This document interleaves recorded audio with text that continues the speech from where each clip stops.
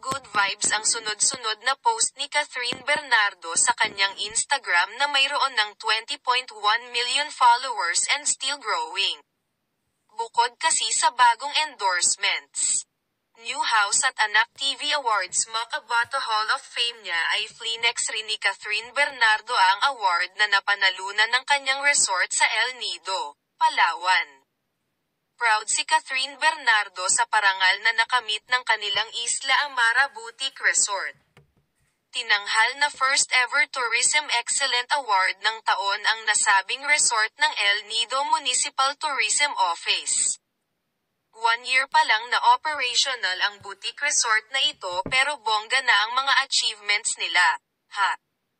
Kasosyo ng dating girlfriend ni Daniel Padilla sa 42-room boutique resort na ito sa Palawan si Piolo Pascual at iba pang non-showbiz friends. Mukhang tuloy-tuloy ang pasok ng blessings sa Asia's phenomenal superstar kaya super deadman na siya sa mga nega at marites.